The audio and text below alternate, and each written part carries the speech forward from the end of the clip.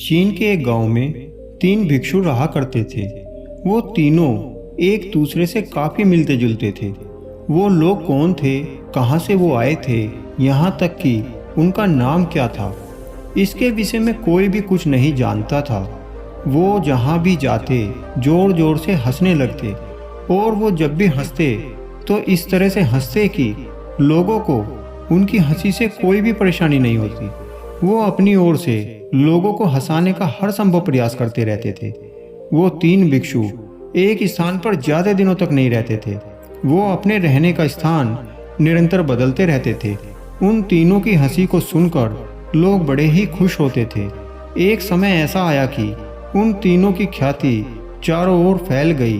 लोग उन्हें 3 हंसने वाले भिक्षु कहकर संबोधित करने लगते हैं। यद्यपि वो कभी भी किसी से कोई बात नहीं करते थे, वो ना ही कभी किसी के पास आते जाते थे। वो तो हरदम बस हंसते रहते थे। लोगों को उस समय खुशी का एक कारण मिल गया था। लोगों के देखते ही वो तीनों जोर जोर से हंसने लगते थे। उन तीनों भिक्षुओं की हंसी ऐसी थी कि जैसे खुद ईश्वर धरती पर लोगों को हंसा रहे हों। उनकी हंसी चारों ओर की मायूसी को खत्म कर देती थी। लोग अपने गमों को भूल जाते और उनके साथ ही वो भी हंसने लगते। चारों ओर चीन में बस उनकी ही चर्चा होती रहती। वो लोगों के लिए गुड लक बन गए थे। यदि कोई उनसे उनके विषय में कुछ पूछता तो भी वो बस हंसने लगते। वो बीच चौराहों पर खड़े हो जाते और आपस में ही हंसने लगते। वो इतने प्यारे थे कि लोग उन्हें बस देखते ही रहते थे। काफ़ी समय गुजर जाने के बाद एक दिन जब वो तीनों बूढ़े हो चुके थे तो उन तीनों में से एक भिक्षु की मौत हो जाती है।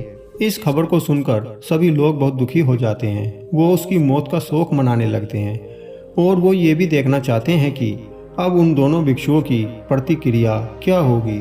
चारों ओर से लोग उन भिक्षुओं के पास इकट्ठा होने लगते हैं।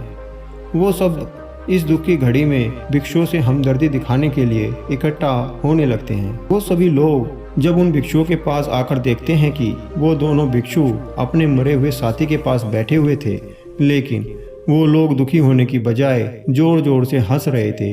वो लोग इतनी जोर जोर से हंस रहे थे कि उनको इतना हंसते हुए पहले कभी किसी ने नहीं देखा था। लोग उनकी हंसी को देखकर कुछ विचलित होते हैं। वो जैसी अपेक्षा कर रहे थे वहाँ पर वैसी कोई बात भी नहीं थी।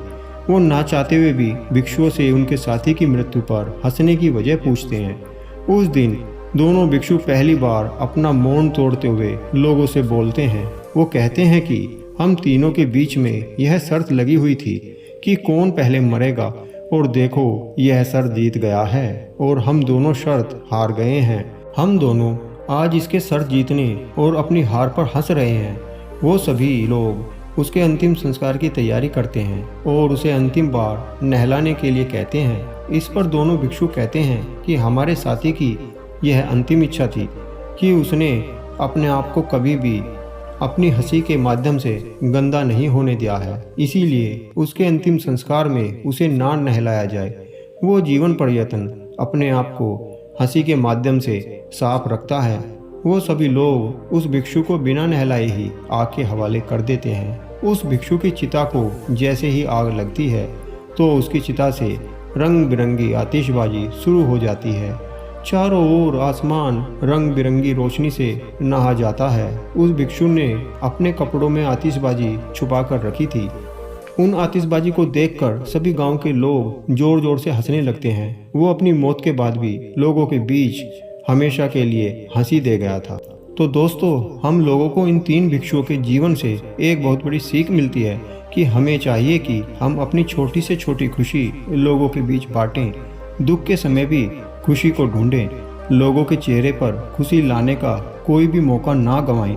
इस संसार में अपने प्रियजनों को जीवन की खुशियों से भर दें। खुशी एक ऐसी चीज़ है जो लोगों में बांटने से बढ़ती है, घटती नहीं। इसीलिए जीवन में हंसने के लिए वो हर छोटी छोटी खुशी ढूंढें और 3 लाफिंग मॉन्क की तरह हमेशा हंसते रहें। और हमें भी हंसाने के लिए हमारे चैनल को ज़रूर सब्सक्राइब करें। धन्यवाद।